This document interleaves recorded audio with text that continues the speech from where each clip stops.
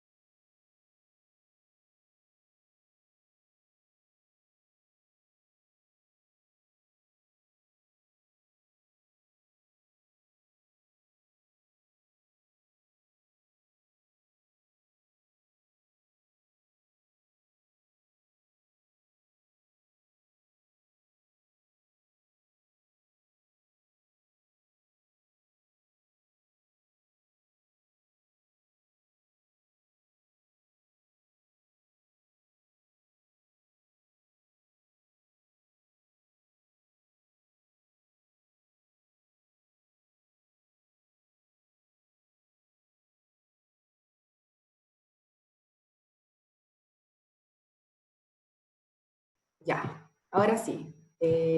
Buenas tardes a todos, vamos a comenzar. En primer lugar, muy bienvenidos a la sesión número 11 del ciclo de webinars que estamos haciendo desde el Ministerio de Ciencia, Tecnología, Conocimiento e Innovación. Esta vez, esta sesión se tratará sobre inteligencia artificial y privacidad. Antes de darle el paso a los expositores, Matías Aranguis, Adela Goberna y Pablo Contreras, queremos dejar planteadas algunas reglas que hemos establecido para el buen desarrollo de esta sesión, que son las que está mostrando aquí en la pantalla. Habrá personas moderando que ordenarán y canalizarán comentarios y preguntas. Pueden hacer preguntas y comentarios a través del chat, y el moderador, después de agrupar los comentarios, irá transmitiendo las preguntas e ideas a los expositores al final de la sesión. Y cualquier falta de respeto o intento de Zoom bombing será eliminado de la sesión. Dicho eso, le paso la pelota a José Antonio Urí, que es el coordinador de la Política Nacional de Inteligencia Artificial, que les explicará de qué se trata todo esto. Dale, José. Muchas gracias. Bueno, hola a todos y todas. Gracias por estar aquí de nuevo en este 11º webinar ya. Llevamos harto, no sabemos cómo pasa el tiempo. Bueno, antes que nada, como hoy día tenemos 3 invitados, que los vamos a ir presentando con sus currículums a medida que vayamos avanzando, que nos van a hablar de distintas perspectivas sobre el tema hoy día, que es inteligencia artificial y privacidad. Y al final vamos a tener un espacio para que puedan comentar. La idea es que puedan ir dejando sus comentarios en el chat a medida que vayan haciendo sus presentaciones, pero también ya cuando pasemos a esa fase, ojalá para poder ir interactuando, y Natalia va a ir moderando la discusión en ese momento. Pero antes que eso, tengo la oportunidad de nuevo de hacerles una pequeña presentación que algunos ya habrán visto, los que se conectan de nuevo. Y los que no, es como para darles un poco el contexto de cómo estamos trabajando con la política y contextualizar a muy grandes rasgos el concepto de inteligencia artificial, como para situar en parte la discusión. Entonces, lo primero es un dato curioso que algunos ya conocen, pero otros espero que no, que la inteligencia artificial no es un término que sea realmente nuevo, aunque a muchos a veces les suena de ciencia ficción, sino es algo que ya viene dando vueltas como término hace 64 años, pero como idea hace más de 100. De hecho, fue hace 100 años que se inventó la palabra robot, y fue en una obra de teatro en el que se imagina el autor, que es Karel Capek, qué pasaría si es que inventáramos unos autómatas que nos reemplazan en el trabajo y nosotros no tuviéramos más que trabajar porque ellos harían el trabajo que nosotros hacemos. Algo que hoy día es un tema que está bastante en boga, pero que ya se imaginaban en los años 20. Y además, ya es alrededor de los años 50, cuando se intensifica un poco más la discusión sobre lo que era el concepto de inteligencia artificial. Uno de sus pioneros era Alan Turing, y al 56 se hace una conferencia en la que participan diversas personalidades bastante notables, donde se acuña finalmente el concepto de inteligencia artificial. Y esto es algo que ha tenido altos y bajos a lo largo de las últimas décadas, pero que ha explotado, como vamos a ver, en los últimos años. Sin embargo, quiero hacer una pequeña precisión antes de entrar en eso, que es un poco definir o rayar la cancha de qué es lo que vamos a estar entendiendo por inteligencia artificial. Y en esa línea, lo primero que hay que decir es que la inteligencia artificial de la que vamos a estar hablando es una inteligencia artificial que vamos a considerar a nivel bastante genérico, principalmente porque es un concepto que si uno revisa a nivel de distintos documentos de política pública o en general, no necesariamente está igualmente definido, a diferencia de cuando se habla como desde el aspecto técnico, pero aún así ha ido cambiando, y cosas que en el pasado se consideraban inteligencia artificial, hoy día muchas veces no se consideran, entre otras cosas. Entonces, lo vamos a estar hablando como un sistema basado en máquina que recibe datos y a partir de eso influye el ambiente. Recepción de datos puede ser de diversas maneras y la manera en que influye el ambiente también es de diversas maneras. Y una característica que tiene es que las acciones que va a tomar, si las hiciera una persona, requerirían de inteligencia. Esa es un poco la apreciación. Sin embargo, y acá es también un poco para poder cerrar ese concepto, vamos a estar hablando hoy día, y que es lo que hoy día hay de inteligencia artificial, de lo que se llama la inteligencia artificial estrecha, que son sistemas que hacen una cosa muy, muy bien, pero cuando se traspasan a otros dominios no necesariamente pueden hacerla. Y en ese sentido, hablar de Terminator o otros robots inteligentes es algo que todavía es ciencia ficción y que a nivel científico todavía no hay bases ni siquiera teóricas para poder lograr lo que se llama una inteligencia artificial general. Hoy día estamos hablando de algoritmos que son muy específicos, que hacen algunas cosas muy, muy bien, a veces mucho mejor que nosotros, pero son específicos en una sola cosa. Sin embargo, pese a esa especificidad, la inteligencia artificial en sí misma como tecnología es una tecnología de propósito general, y en ese sentido, aunque no somos conscientes, estamos en contacto con ella en nuestro día a día, y esto cada vez que podemos meternos a redes sociales y se nos ordena de una cierta forma la red social, o que nos recomiendan películas en alguna aplicación, o que nos recomiendan música, o que conversamos con el celular, o cualquiera de esas acciones, que hay algunos que la hacen varias veces al día, están interactuando con algoritmos de inteligencia artificial. Y como tal, es algo que está horizontalmente en nuestra vida, en distintos ámbitos, que traspasa también múltiples disciplinas, y por eso se llama tecnología de propósito general, que es comparable a lo que en su momento fue la electricidad, en su momento fue las máquinas a vapor, y más recientemente el Internet. Entonces es una tecnología que hoy día está impactando a nivel transversal la sociedad. Y ese impacto no solo se traduce en mejoras específicas de servicios y mejoras a la calidad de vida, y eso también tiene un impacto cuantificable, que es cuál va a ser el impacto económico de esta tecnología. Esto es una de las tantas estimaciones que se ha hecho, que hace PwC, esto lo hizo antes de la pandemia además, pero que ellos estiman que en 10 años la inteligencia artificial puede tener, un poquito más de 10 años, un impacto por sobre los 15 trillones de dólares. Y esto porque va a mejorar los servicios, va a mejorar la calidad de los servicios y los productos, va a ahorrar tiempo, va a mejorar la eficiencia en el trabajo, entre muchas otras cosas. Entonces se estima que podría tener un impacto económico muy alto. Sin embargo, este impacto y el cómo se va a distribuir en los beneficios va a depender mucho de la política y la preparación que tengan los países para poder recibir la tecnología y desarrollarla también.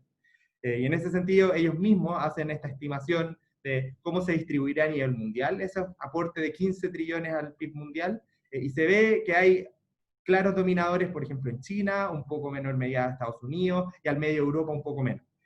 Y lo que se ve acá, y que es preocupante dado el contexto en el que estamos, que Latinoamérica completa se estaría llevando una muy, muy pequeña parte, y en ese sentido es importante ver cómo abordamos la tecnología bajo esta lógica para poder capturar buenos beneficios y en forma segura.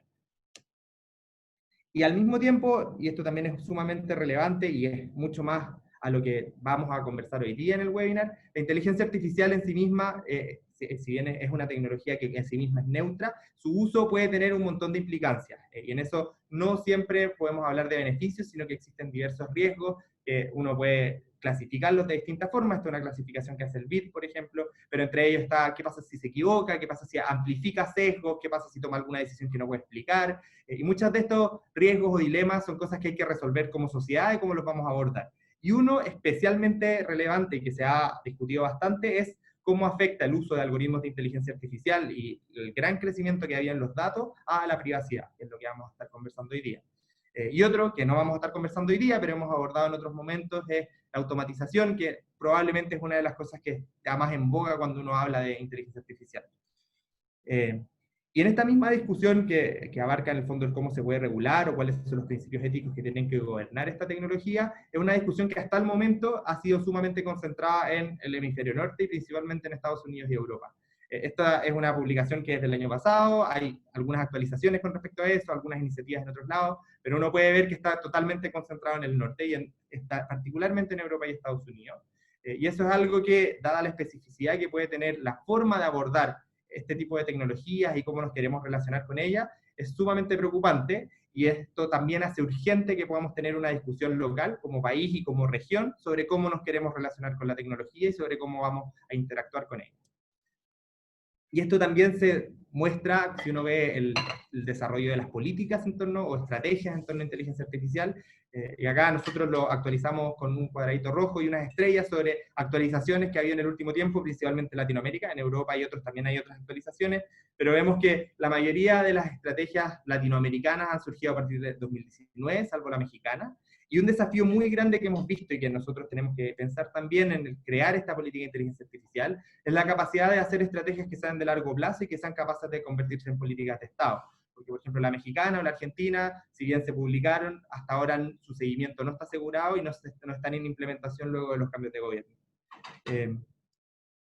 Y en este contexto, después de un análisis durante el 2019, el presidente encargó al Ministerio de Ciencia el elaborar una política de inteligencia artificial, pero un componente particular de esta política es que no solo queremos aprovechar los beneficios de esta política, y en el fondo eso vamos con empoderar a la ciudadanía en el desarrollo y la aplicación de la inteligencia artificial, sino que un componente importante tiene que ser propiciar la participación de la ciudadanía en el debate sobre las consecuencias legales, éticas, sociales y económicas. En este sentido, es cómo vamos a abordar los distintos dilemas que nos plantea esta tecnología. Y esto es algo que ha ido cambiando, pero un poco mostrarles lo que nos queda de camino. Obviamente esto está sujeto a nuevas contingencias, porque ya ha tenido que cambiar 2 veces debido a la contingencia, pero hoy día tenemos un proceso de participación ciudadana abierto que dura hasta el 30 de agosto y que les voy a mostrar un poco más a continuación. Tenemos la serie de webinars del que este es parte, pero que este es el 11, no el último, todavía quedan varios más, vamos a estar hasta agosto también. Y durante el segundo semestre esperamos hacia fines de año, el primero, tener el borrador de la política que se someta a un segundo proceso de participación ciudadana que va a ser de consulta pública para poder estar lanzando esta política hacia fines de año. Y como les decía, tenemos un proceso de participación que ha sido bastante único, en el sentido de que no son muchas las políticas que han incorporado procesos desde etapas tempranas, antes de tener documentos, y que sean totalmente abiertos. Si bien hay algunas que han tenido mesas de trabajo con distintos stakeholders, no necesariamente hayan sido que cualquiera pueda participar. Y en ese sentido nosotros tenemos este proceso que partió en febrero, se vio interrumpido por la pandemia, pero que hoy día está reactivado vía digital, que va a estar abierto hasta el 30 de agosto en la página del Ministerio, donde cualquier persona y cualquier organización puede hacerse parte y contribuir con su visión de cómo debiera desarrollarse esta tecnología. Y junto con eso estamos también organizando una serie de mesas de trabajo regionales a las que se pueden inscribir. Estamos anunciándolas cada semana. Por ejemplo, la semana pasada trabajamos en Arica, esta semana trabajaremos en Coquimbo y el jueves en Aysén. Y son mesas que son abiertas, obviamente enfocadas en una región, pero cualquiera puede inscribirse, y que son mesas de discusión también para contribuir al desarrollo de la política de inteligencia artificial. Y por último, con esto ya para darle el paso a nuestros expositores, la política como la estamos trabajando tiene principalmente 3 ejes, que son los que guían el desarrollo de esta política. Y estos 3 ejes son un poco del análisis de cómo se han desarrollado las distintas políticas y de las necesidades que tenemos también como país. El primero es cuáles son los factores habilitantes de la tecnología, y con esto nos referimos a qué es lo que se necesita para que se desarrolle la tecnología, pero que es indispensable. Y en ese sentido hemos identificado que hay 3 cosas. Lo primero es que exista capital humano, y este capital humano tiene que ir desde la etapa escolar hasta la formación continua, y abarcando todo lo que hay entre medio. Y en ese sentido es un fuerte énfasis en generar desde la temprana infancia el pensamiento computacional, el pensamiento lógico, incluso la discusión ética en torno a las tecnologías y en particular a la inteligencia artificial, y desde ahí en adelante el poder construir una concepción mínima en toda la ciudadanía sobre lo que es esta tecnología y cómo nos relacionamos con ella, y fortalecer los programas de formación técnico-profesional, los programas universitarios y también todo lo que es ya formación de experto y capital humano avanzado como los magisterios y doctorados. Y esto obviamente también acompaña un componente de reconversión muy fuerte, en especial para hacerse cargo de la automatización. El segundo factor habilitante vemos que es la infraestructura, y que, por ejemplo, la conectividad es algo que ha surgido como un tema que quizás no lo veíamos tanto hasta la pandemia, pero que es en el fondo tener un poco el fierro que se necesita para poder desarrollar la tecnología. Y el tercero es los datos, y esto es que existan datos disponibles tanto en el sector público como en el sector privado, que sean datos de buena calidad, que sean datos que efectivamente garanticen la seguridad del dueño de los datos, pero que nos permitan avanzar y permitan entrenar una tecnología que hoy día es una tecnología que es muy intensiva en datos, pese a que no siempre lo necesita, pero sí es muy intensiva en datos. En segundo lugar está todo lo que es el desarrollo de la inteligencia artificial y las aplicaciones, un poco más lo que es el mercado mismo, que va desde la investigación básica en inteligencia artificial o en algoritmos u otros relacionados, todo lo que es la relación industria-universidad, transferencia, cómo se hace investigación aplicada, y al otro lado también cómo esto se adopta en las empresas, que es un desafío gigante a nivel chileno, y también cómo se adopta en el Estado, que es un desafío quizás aún más grande, y que se adopte no solamente por usarlo, sino que se adopte en forma adecuada. Y lo tercero es un tercer eje que es un poco más heterogéneo, que es donde se va a centrar la discusión hoy día, y que es sobre ética, aspectos normativos e impactos sociales y económicos. Y hablamos que es un eje que es bastante heterogéneo porque aborda diversos temas que van desde la privacidad, que vamos a discutir hoy día, pero también pasa por cómo que están relacionados, también por la explicabilidad de los algoritmos, por la ciberseguridad, por la ciberdefensa o el uso, por ejemplo, de armamento autónomo, por los impactos que pueda tener al medio ambiente, y una gran variedad de temas que en el fondo hay que discutir, poder llegar a consenso, y además en algunos casos el poder ver cómo puede cambiar la regulación o existir autorregulación en otros casos. Y con eso termino, ya les doy el paso a Natalia de nuevo para que presente a nuestros expertos, y los dejo invitados desde ya a la próxima semana, que vamos a tener un tema un poquito distinto a este, que va a ser sobre inteligencia artificial y las fake news. Y lo voy a volver a repetir al final, pero desde ya para decirles lo que viene la próxima semana. Muy entretenido, así que quedan de todas maneras invitados a ese webinar también. Entonces, como les comenté, primero vamos a tener a Matías, luego a Adela y vamos a terminar con Pablo.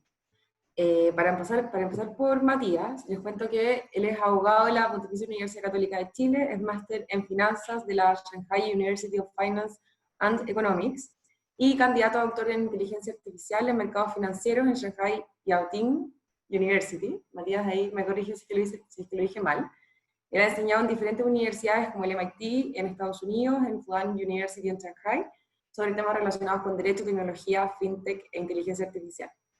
Actualmente Matías es subdirector del programa de Derecho, Ciencia y Tecnología de la Universidad Católica, y también en esa misma universidad es profesor de fintech en ingeniería comercial y asimismo profesor de inteligencia artificial en el LLM. Por último, también es socio de la firma Watts. Así que Matías, te dejo el espacio. Dale nomás.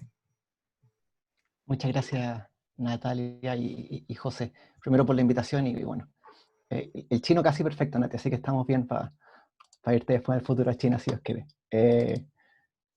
Voy a hacer una presentación. José nos dijo que teníamos solamente 10 minutos, lo cual voy a hacer que me apure un poco. La primera introducción, como se van a hablar diferentes temas, mi foco va a ser poner un poco en contexto. José me dijo la semana pasada que tratara de hablar algo comparativo entre Estados Unidos, la Unión Europea y China, para poner un contexto entre los diferentes, entre las tres jurisdicciones.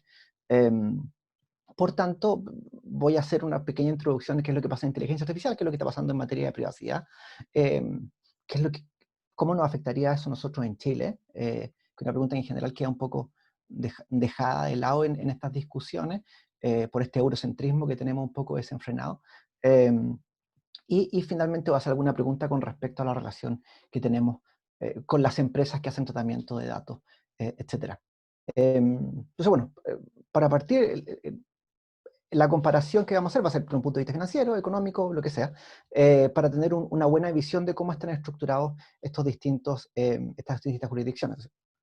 Sin más nos metemos. Empecemos con qué es lo que pasa a materia de financiamiento en inteligencia artificial. Yo creo que uno de los puntos clave, o uno de los puntos claves que ha sido el desarrollo son las startups en materia de inteligencia artificial. Aquí hay un cuadro comparativo bastante decidor, datos que están actualizados hasta el 2018, de cuánto se ha invertido a través de VC, que es Venture Capital, o empresas que hacen financiamiento de startups, capital de riesgo, que han dado en materia, o sea, cuánta plata se ha dado a startups en inteligencia artificial. Y si comparamos, en este caso, China con Estados Unidos, los montos son gigantes, ¿no? Las diferencias son gigantes, perdón. China recibieron 6.100 millones de dólares entre el 2014 y el 2018, y Estados Unidos recibió un poco menos, o sea, un poco más de la mitad, lo cual es una diferencia bastante significativa, no solamente porque con plata se compran huevos, sino porque hace que haya un interés de ciertas empresas a moverse a jurisdicciones porque es más fácil levantar capital.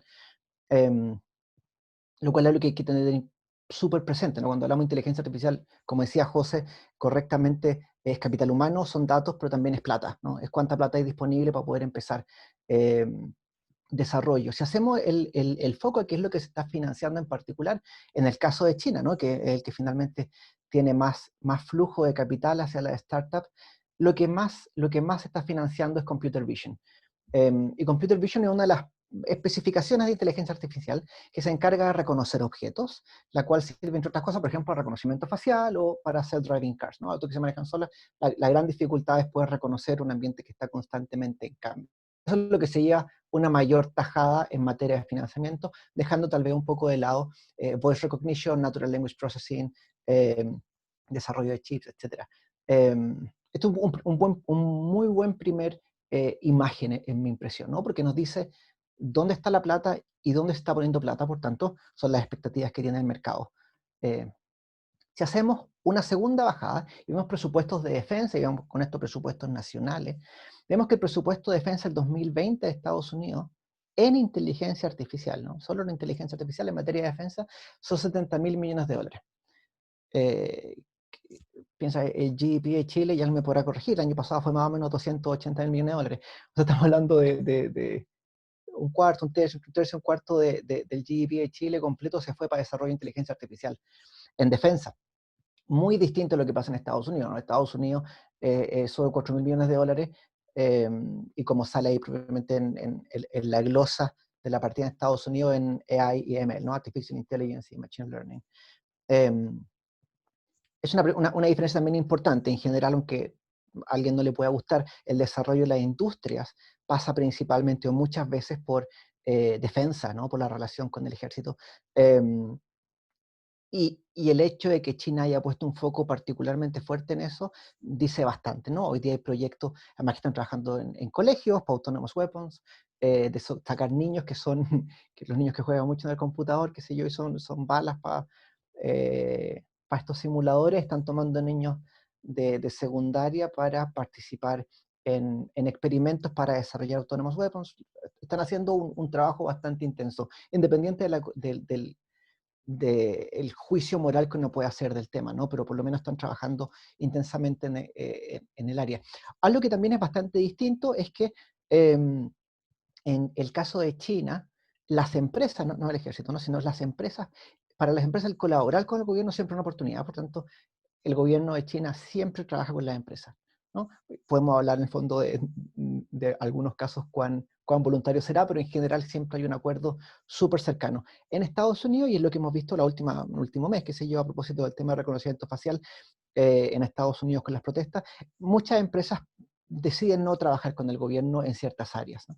Y esto lo digo a propósito de lo que pasó con IBM, con Apple, qué sé yo, y con Microsoft en algunos casos, cortar los contratos que habían de reconocimiento facial para la policía, y en algunos otros casos diciendo, bueno, véalo con mayor, diciéndole al gobierno, vea esto con mayor calma, porque no, esto genera un peligro, ¿no? Entonces, hay al menos dos elementos en materia de defensa claves, ¿no? Que es la cantidad de dinero y la relación con la industria.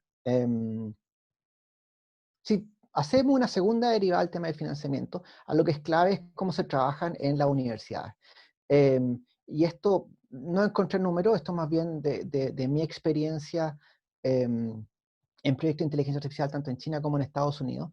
En Estados Unidos, y eso lo verá cualquier persona que quiera entrar en la carrera académica en Estados Unidos, en el área de ingeniería, la primera pregunta es, bueno, ¿quién te va a financiar, ¿no? Entonces, Estados Unidos está fuertemente influenciado por el financiamiento privado. ¿Eso qué quiere decir? Que para levantar dinero para un proyecto en Estados Unidos, generalmente tienes que conseguir una empresa que diga yo te financio, yo te pago un lab, etc. Lo cual tiene pro y contra, ¿no? Tiene el contra que en general te amarras por un buen tiempo a una empresa, pero tiene el pro es que, o sea, pero el pro de esto es que en general tus desarrollos son bastante más comerciales. A contrario censo, y la gran crítica de Minsky que hacía en los 90 con respecto al financiamiento es que no se pueden hacer estudios de ciencias fundamentales. En el caso de inteligencia artificial es muy difícil hacer estudios fundamentales y siempre son estudios aplicados. Pero interesante el modelo. El cambio en la Unión Europea tiene un financiamiento más bien público, si bien hay financiamiento privado, estos son generalizaciones. La mayor parte de los financiamientos de los labs viene desde el Estado. La Unión Europea tiene un fondo particular para el tema, o diferentes fondos los cuales van financiando labs, pero es más bien un financiamiento público. Y China tiene un sistema de colaboración bastante intenso, en el cual el gobierno va donde un laboratorio, de una universidad, y le dice, a ver, ¿qué está trabajando usted? Perfecto, usted trabaja en self-driving cars. Luego va a la industria y dice, ¿qué empresa de la industria está trabajando en esto? Y los sienta en la misma mesa. Y dice, la industria con la universidad, ustedes van a trabajar juntos. Y después dice, en el caso que sea posible, además trae a la misma mesa a el ejército. Y si cada uno aporta 5, ¿no? Hay un total de 15, después el gobierno chino aporta 45, qué sé yo. Y el gobierno se queda como director. Un poquito siguiendo la lógica del Venture Capital, ¿no? Donde hay un director externo que te financia y te pone objetivo o meta, lo cual es bastante estresante en las universidades, pero en el fondo tienes dinero y tienes conexiones con la industria y tiene en el fondo alguien que te está fijando meta, lo cual es bastante interesante como modelo. Si vemos el mismo concepto de la universidad o de investigación, de R&D, a nivel de patentes y investigaciones o publicaciones en materia de inteligencia artificial, hoy día China publica bastante más que la Unión Europea y Estados Unidos, ¿no? En el cuadro arriba dice Number of AI-related patents. Son básicamente cuántas patentes se registran en materia de inteligencia artificial. Hoy día China superó a Estados Unidos hace un par de años. Del 2018 lo supera, hoy día esa diferencia es aún más grande. Lo mismo pasa con papers, con artículos que se publican en revistas académicas en materia de inteligencia artificial. Los chinos publican bastante más que Estados Unidos y Europa. Sin embargo, y ahí, como dice, el volumen no determina la calidad. Tanto las patentes como los artículos tienen un bajo impacto. Las patentes en China en general tienen menor retorno por royalty. Eso quiere decir que son menos cotizadas o menos deseables de ser pagadas en la industria. Y los artículos son menos citados. Lo cual asumo que es una tendencia que debiese en principio ir cambiando. Si vemos el índice de impacto que está en la presentación, podemos ver que a diferencia de Estados Unidos y Europa, que son Estados Unidos la línea azul y Europa en la línea gris, China efectivamente muestra una tendencia, ¿no? Una tendencia de incremento en el índice de impacto, en este caso de las publicaciones. Podríamos hablar de esto un buen rato de cuáles son los factores que determinan esta diferencia en el índice de impacto, pero en general, por lo menos hay un trabajo bastante intenso de tratar de diferenciarse. Y como dice ahí, los chinos ocupan menos del 8% de las investigaciones con mayor impacto, lo cual es bastante bajo hoy día en el mundo. Implementación comercial, y esto me lo voy a saltar, pero, o sea, lo voy a referir bastante rápido. Las empresas en China en general están adoptando inteligencia artificial, adoptando completamente o en forma de piloto, bastante más que sus pares en Estados Unidos y Europa, lo cual debiese generar una ventaja competitiva en el mediano plazo. A nivel de piloto, el 53% de las empresas en el 2008 en Estados Unidos estaban implementando algún tipo de inteligencia artificial, no son más de la mitad de las empresas de un país, lo cual es un número bastante potente, ¿no? Es bastante potente a nivel industrial. Pero esto vamos a seguir más rápido. En materia de educación, yo creo que en materia de educación es clave, porque, como bien decía José, es la que forma el capital humano. China empezó, a propósito de su política de inteligencia artificial, paréntesis, me salté las políticas porque en general siento que son poco me habría tomado mucho tiempo hablar de las políticas y son bastante como palabras, ¿no? Entonces prefiero irme directamente a esta cuestión. Pero China también tiene una política de inteligencia artificial hace algún tiempo, etcétera, y en esa política China dijeron, nosotros tenemos que empezar, inteligencia artificial lo definieron como tecnología clave o tecnología de base, como se dice en los textos chinos, y por tanto vamos a enseñar inteligencia artificial en los colegios, ¿no? No a nivel universitario, en los colegios. Y partiendo del año pasado, el segundo semestre, con SenseTime, que es una de las empresas líderes en materia de inteligencia artificial en China, y se desarrolló un currículum de inteligencia artificial que se aplicaba desde, o sea, que se enseña desde primero básico hasta el último curso de educación media. O sea, básicamente todo el currículum hay algo desde pensamiento computacional, etcétera, hasta los últimos 2 años con Machine Learning bastante intenso, lo que nosotros sería tercero y cuarto medio con los niños estudiando Machine Learning. Esto partió el año pasado con 250 escuelas,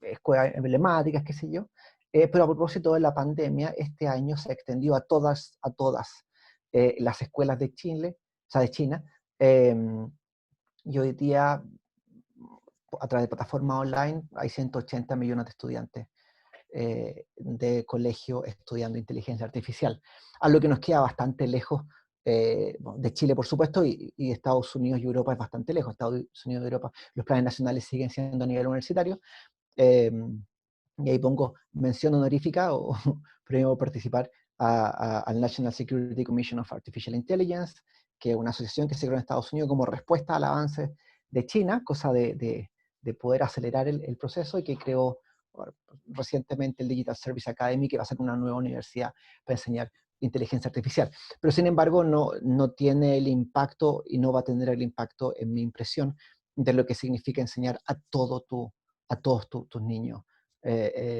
inteligencia artificial, lo cual yo creo que va a marcar una diferencia gigantesca en el mediano plazo. Y eso es clave, ¿no? Porque da lo mismo si uno va a estudiar Derecho o Sociología o cualquier carrera que en principio pareciese no tener relación con inteligencia artificial, ya sabes programar, ¿no? O ya sabes usar esta herramienta.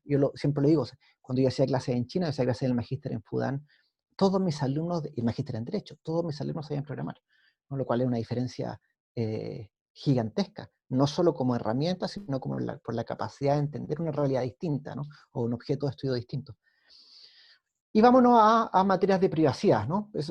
Con eso terminé con la primera visión, y privacidad, y esto va a ser más rápido. En privacidad hoy día va en ese orden. Primero Estados Unidos, siendo tal vez los que tienen menor regulación o la más débil regulación, luego China y finalmente la Unión Europea. Y privacidad lo junto con ciberseguridad, porque en mi impresión no pueden entenderse de forma separada, ¿no? La privacidad habla de todas las relaciones, responsabilidades, etcétera, que tiene una empresa o el Estado o las personas con respecto a los datos, pero la ciberseguridad habla de en qué ambiente se desarrolla el tema. Por tanto, en general, cuando hablamos de privacidad, si no estamos pensando en ciberseguridad, es que no estamos entendiendo nada. Y en Chile ahí estamos en un debe gigantesco en materia de ciberseguridad y privacidad, bueno, por lo menos está en el Congreso, ¿no? Pero en ciberseguridad estamos en un debe gigantesco. En materia de regulación, y partiendo con Estados Unidos, y esto lo hace muy, muy rápido, lo prometo, Estados Unidos se centra principalmente en los consumidores, ¿no? Salvo algunas normas como la COPA, ¿no? que se enfoca en niños, qué sé yo, pero se enfoca principalmente en consumidores. La regulación a nivel país es bastante débil, salvo en un par de casos, ¿no? El Privacy Act, que se aplica solamente a los gobiernos, la HIPAA en materia de salud, la COPA en el caso de los niños, etcétera. Y salvo algunas regulaciones particulares como la CCPA de California y alguna otra normativa particular, Estados Unidos no tiene una regulación orgánica. Y no hay un buen desarrollo de conceptos de privacidad, salvo en materia de jurisprudencia, pero por lo menos en materia normativa, poco. Y eso además habrán visto las noticias, que fue lo que hizo que perdieran el tema del Privacy Shield con la Unión Europea, que si no lo han visto, por favor, corran a leerlo porque es clave y nos da muchas luces de qué es lo que deberíamos estar pensando en Chile. En China, y en China que es un mundo como un poco lejano, en general uno tiende a escuchar que en China no tiene protección a datos personales, qué sé yo, y que China es un desastre. China tiene una regulación bastante avanzada con esta lógica de privacidad y ciberseguridad, ¿no? Se acaba en 2020, se dictó ahora la Encryption Law, una regulación con respecto a cuán encriptadas tienen que estar las informaciones, y tanto de privados como, o sea, de privado y en materia comercial, etcétera, tiene la Standardization Law, que habla sobre producto, importación y venta de elementos tecnológicos, lo cual tiene que tener estándar de protección de datos y estándar de ciberseguridad, probablemente la Cybersecurity Law, que tal vez una de las normas más potentes que hay en China, y después en materia de consumidores, en materia de torta, etc. Ahora, qué interesante de China. China, cuando empezó con esto, miró a Estados Unidos, vio que no había mucho, vio a la Unión Europea y dijo, bueno, este modelo bastante armadito, y está de alguna medida copiando el sistema europeo, with Chinese characteristics, ¿no? O sea, con características chinas propias. Pero en general China va en la línea de proteger los consumidores como al modelo europeo, lo cual nos hace pensar ahí lo pongo al final, ¿no? Si se está mirando Europa, lo podría eventualmente dejar solo Estados Unidos, ¿no? Porque si tenemos dos jurisdicciones potentes ya con una normativa, es mucho más fácil negociar para imponer ciertas estructuras normativas a Estados Unidos que si son tres mosqueteros independientes. Entonces es bueno tener presente que China sí está copiando la normativa europea, por lo menos en modos gruesos, está el principio de finalidad, el modo de transportabilidad, etcétera. Los derechos a arco están casi completamente estructurados. Es un sistema que está desarrollando en esa línea. Esto lo pongo simplemente como choreza, que es básicamente lo que ha hecho China en el último año, y pensando de julio a junio del año pasado. Hay un borrador del Data Security Law que salió, que es bastante compleja, bastante avanzada. Hay temas de encriptación para productos comerciales, se sacó Cyber Security Review of Network Products and Services, protección de información en materia financiera, etc. En un año China ha sacado más regulación en este tema que lo más probable cualquier otro país, y de un nivel, yo diría que es bastante admirable. No quiero hacer una defensa corporativa de China, simplemente es un dato porque trato de ser lo más objetivo posible. Hay algo que hay que estar mirando, ¿no? Hay que estar constantemente monitoreando porque China está avanzando muy rápido, no solo en materia industrial, sino que además en materia regulatoria. La Unión Europea, y eso todos lo sabemos, está la GDPR, está la European Union Cybersecurity, más las certificaciones que tienen, y la NIST Directive, etc. ¿no? La Unión Europea tenemos en general, y esto me lo voy a soltar porque tiene un buen approach, o sea, tenemos un buen conocimiento de qué es lo que se trata en la Unión Europea. A nivel regulatorio, y esto es interesante tenerlo, en las tres jurisdicciones encontramos privacidad frente a las empresas, ¿no? Uno tiene derecho frente a las empresas. Bastante similares, ¿no? En Estados Unidos pensando que uno es consumidor, en China pensando que uno es chino, y en Europa pensando que uno es persona, ¿no? Con esas bajadas. Pero en general los tres hay una buena protección de la privacidad frente a las empresas. Ahora, frente al gobierno, en general siempre hemos dicho, bueno, en Estados Unidos y Europa hay una buena protección frente al gobierno, y en China no, y que es razón. China tiene una visión más comunitaria donde dice que cualquier cosa que mantenga la seguridad pública, el Estado tiene derecho, por tanto, ese es un buen, siguiendo el principio de finalidad, el Estado siempre tiene derecho a meterse en esa cosa, o interés legítimo, pero Estados Unidos tenemos que sacarlo del juego después de todo lo que nos ha dicho Snowden, y toda la supervigilancia que se hace a las personas. Entonces, básicamente hoy día queda Europa con un buen sistema de protección, hasta que no sepamos algún escándalo más concreto, pero China estructuralmente no hay una buena protección de privacidad frente al gobierno, y Estados Unidos, aunque hay algún tipo de sistema regulatorio, por ejemplo, particularmente con el Privacy Act del 74, Snowden nos dijo, bueno, no es tan así, ¿no? Y es importante tenerlo claro. Normativa de transferencia internacional de datos, que también yo creo que es clave, y yo creo que tal vez uno de los puntos más claves. En Estados Unidos no hay mayor regulación, una regulación que sea relevante para esta conversación. La Unión Europea dice usted puede transferir a terceros si es que cumple los estándares, el país tercero, el país receptor de los datos, si es que cumple con los estándares, y se usan cláusulas y contratos tipos de la Unión Europea. En China, y eso es súper interesante como concepto, China dice, mira, cualquier cosa que se recoge o se trate en China, se queda en China, ¿no? Y se trate, ¿no? O sea, puede ser recogido en otro país para tener una finalidad en otro país distinto, pero si se tratan en China, se tienen que quedar en China. Y es lo que en el fondo se ha llamado soberanía de datos, ¿no? Que pasa por China o se recoge en China, se queda en China. Y da una materialidad que en general no teníamos como concepción, ¿no? Y los datos son materialmente, o sea, tienen que estar físicamente en un servidor en China. Lo cual es interesante como concepto, y podríamos, bueno, analizar esto en un par de horas, pero es interesante esta idea, ¿no? China dice los datos se quedan acá, se quedan en casa. ¿Qué es lo que pasa con Chile? Y esto lo voy a hacer bastante rápido. Nosotros hoy día importamos más servicios tecnológicos de lo que exportamos, por lo menos 200 millones de dólares de diferencia. ¿Por qué esto es importante? Porque con esto definimos qué estándares normativos debiésemos mirar, qué sistemas regulatorios debiésemos mirar en materia de privacidad. Y si vemos en particular con qué nos relacionamos, y esto es información de País Digital, nuestro principal, aquí principalmente exportamos servicios a Estados Unidos, Perú, Reino Unido / Brexit, hay que tenerlo en consideración, Argentina, Colombia, y luego viene España, ¿no? El primer país propiamente europeo, o bajo la regulación europea.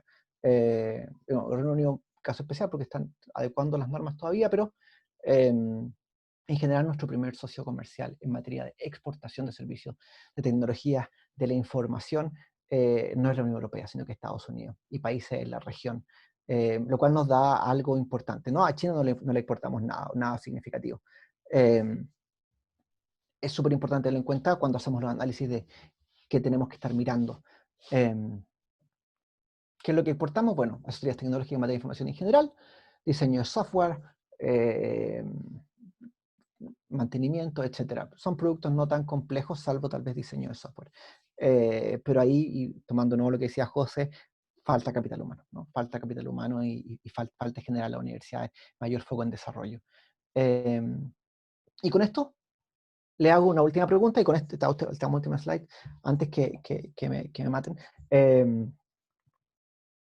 Hay una gran pregunta, y esta pregunta además se hizo ayer en la Católica, tenemos un diplomado de protección de datos, y una alumna ayer hizo la pregunta, que una pregunta muy buena, ¿no? ¿Cuál es la relación que yo tengo con las empresas que tienen mis datos? ¿No? Dejemos el Estado por fuera, ¿no? Saquemos al Estado de esta discusión. ¿Cuál es la relación que yo tengo hoy día con mis datos? Hay tres grandes teorías que será en algún momento importante definir, ¿no? Cuando yo le entrego mis datos a Facebook, ¿no? Como salen consumidores, uno siempre decía, bueno, si el servicio es gratis, es que uno es el pago, ¿no? Hay tres teorías de cuál es mi relación con las empresas que capturan mis datos, que toman mis datos y procesan mis datos. Una, que somos consumidores de esas empresas, que somos trabajadores o que somos inversionistas. Esto es fundamental porque según esto nos define los derechos que vamos a tener, independiente de los derechos propiamente de protección de datos, ¿no? Sino los derechos con respecto a esta contraprestación. Y me refiero a la contraprestación de entregar el dato. Entonces, si somos consumidores, que es como hasta ahora se ha entendido, tenemos muy pocos derechos, ¿no? Salvo los derechos ARCO, ¿no? O sea, es que me saquen los datos, que me aclaren, etc. Pero si somos consumidores, que es la laissez-faire para la empresa, no hay nada, ¿no? Una segunda teoría es que somos trabajadores de la empresa, ¿no? Y nosotros pagamos, ¿no? Con nuestra generación de datos. Nosotros generamos datos, y el generar trabajo es un trabajo, o podría ser entendido como un trabajo, independientemente de que nos guste o no. Es un trabajo, y lo que se llama data as labor. Y hay un movimiento no menor hoy día en el mundo hablando de data as labor. Facebook, por ejemplo, paga solo 1% de su valor cada año a sus trabajadores, los programadores, porque recibe todo el resto gratis de nosotros, ¿no? Esto es una cita del libro de Eric Posner, de Radical Markets.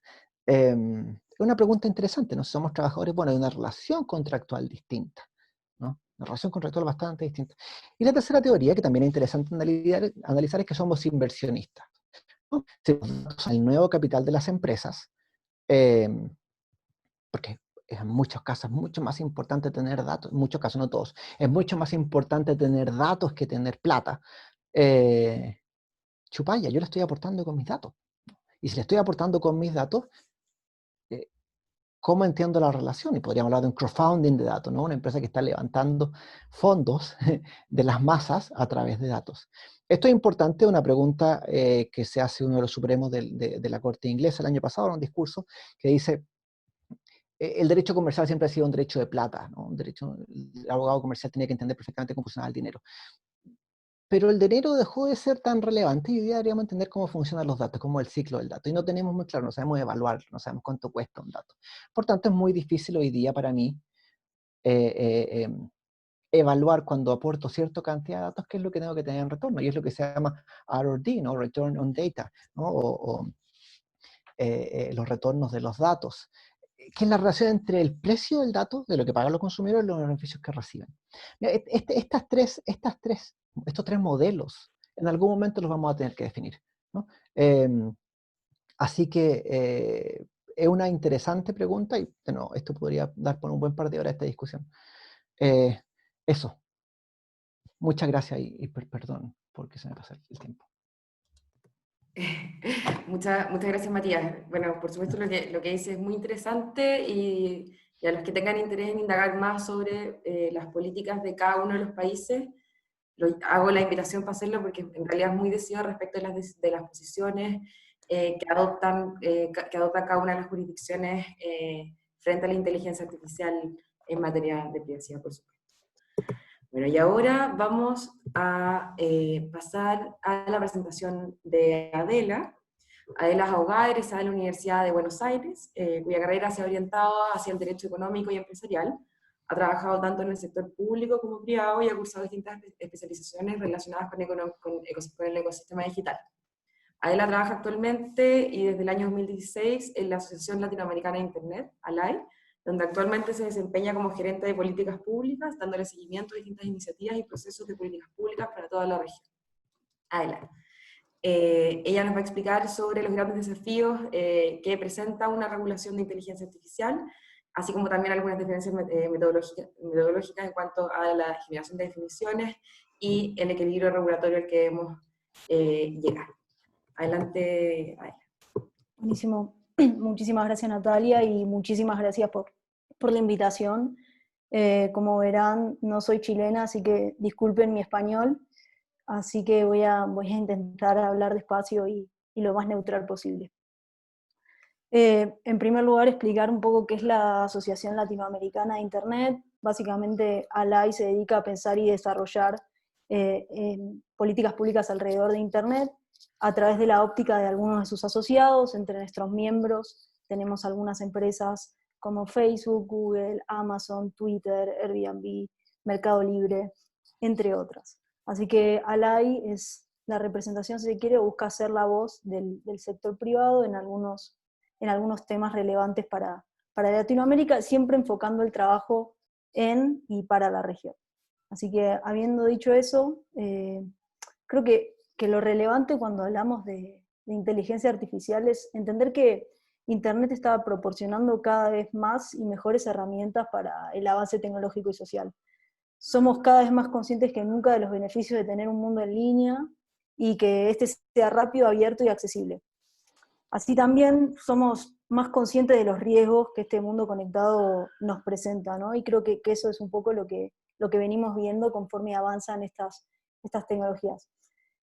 Creo que en este contexto el ecosistema de Internet siempre ha abogado por la creación de reglas específicas que permitan el abordaje de algunos de los grandes temas que nos enfrentamos ahora y para los que nos vamos a enfrentar. Es decir, reglas resilientes que siempre velen por la protección de valores fundamentales, como que Internet se mantenga accesible para todos, que sea transparente, que exista un control sobre los propios datos y que se aliente la competencia y la innovación.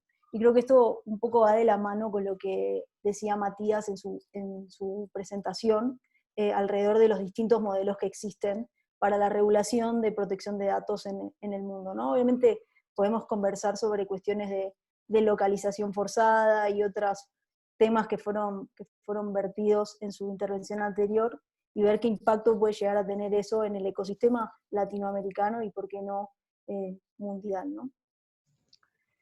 Creo que en este contexto es importante entender que la inteligencia artificial ha jugado un rol fundamental en otorgarnos herramientas más poderosas y más innovadoras, alentando el crecimiento económico y dándonos más y mejores herramientas para paliar situaciones. Creo que un ejemplo clave, y sin ir más lejos, se ha utilizado inteligencia artificial durante la pandemia de COVID-19, lo que nos permitió tener una respuesta más rápida, creando algunos productos que digamos, han sido de gran utilidad y alcance para la contención de la crisis. Se ha utilizado inteligencia artificial para desarrollar mapas, para desarrollar distintas alternativas que permiten tener una visualización mucho más rápida del alcance de, por ejemplo, la pandemia de COVID-19, y creo que eso es algo bastante importante a destacar cuando estamos hablando de inteligencia artificial, para justamente bajar un poco qué significa la inteligencia artificial y no quedarnos en esa idea de los robots y demás. Obviamente que, como cualquier tecnología emergente, la inteligencia artificial nos plantea desafíos políticos y legales. no tendría sentido escapar un poco a esto, porque como cualquier herramienta disruptiva trae ventajas y obviamente trae cuestiones que tenemos que cuestionarnos y que tenemos que abordar en profundidad. Obviamente existen preguntas difíciles sobre cómo garantizar que el creciente número de sistemas de inteligencia artificial que nos ayudan a tomar decisiones sean justos, responsables, transparentes y que sin dudas protejan la privacidad, que digamos, en líneas generales es uno de los principales retos que tenemos en Internet en general, cómo abordar este tema de la privacidad de los datos y cómo generar marcos regulatorios que realmente aseguren esta privacidad de los datos. Esto alrededor de los marcos regulatorios de la privacidad y su impacto en inteligencia artificial ha sido debatido en varios espacios internacionales, como por ejemplo en la Unión Europea, que presentaban en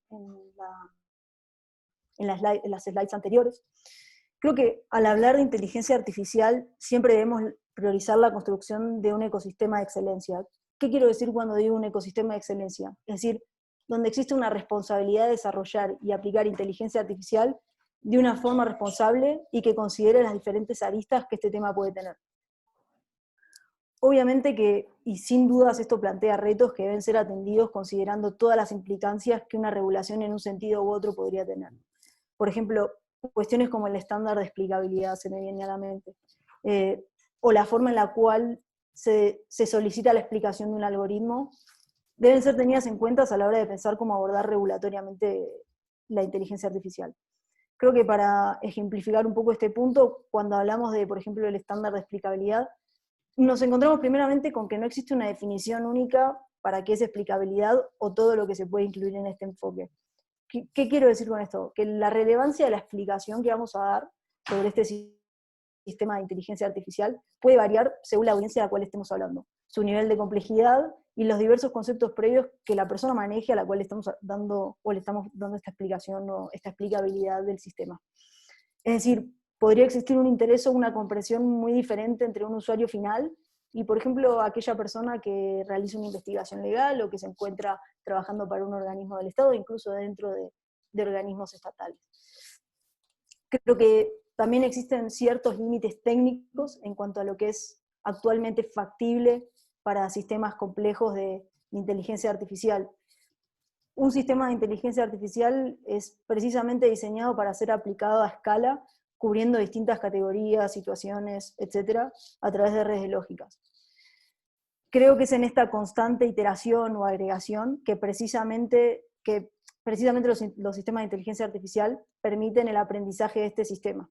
O sea, digamos, es a partir de esta iteración que el sistema puede empezar a aprender y puede mejorar los procesos que realiza. Con lo cual, hay veces que imponer requisitos previos a través de la regulación no solo limitaría su viabilidad económica a escala, es decir, la forma en la cual lo podemos implementar, sino también podría bloquear inadvertidamente la adopción de sistemas de inteligencia artificial, ya que es imposible prever todos los usos posibles desde una regulación. Y esto haría que una regulación realmente sea estática. Así, creo que una cosa interesante para esto es entender que se necesita un compromiso razonable que equilibre, por un lado, los beneficios de usar sistemas complejos de inteligencia artificial contra las limitaciones prácticas que los estándares o este tipo de estándares podrían imponer. Entonces creo que entender muy bien el balance entre estas dos cuestiones es clave para poder abordar una política alrededor de la inteligencia artificial. Creo que esto nos demuestra que encontrar un equilibrio regulatorio que fomente valores como el respeto por los derechos humanos, la democracia y, ¿por qué no?, el Estado de Derecho, al tiempo que mejora, en lugar de socavar la capacidad del ecosistema para innovar y competir, es sin duda un desafío.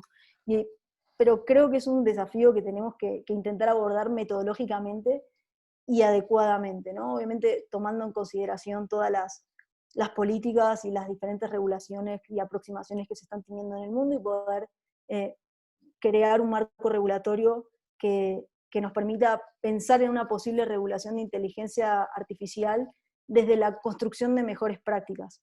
Es decir, que estas mejores prácticas nos permitan generar más y mejores soluciones tecnológicas en lugar de pensar marcos regulatorios que realmente no se puedan o que no sean capaces de adaptarse al cambio tecnológico y a las necesidades que las tecnologías presentan sin limitarlas con reglas inflexibles que limiten su alcance, ¿no? Como hablábamos antes. Creo que en este sentido los hacedores de políticas públicas o los policy makers son claves, porque son cruciales para elaborar la visión y establecer los marcos que respaldarán el desarrollo de la inteligencia artificial. Y creo que abordar la regulación desde un marco basado en principios que sea lo suficientemente adaptable puede generar que se incremente la confianza y el entendimiento de la inteligencia artificial.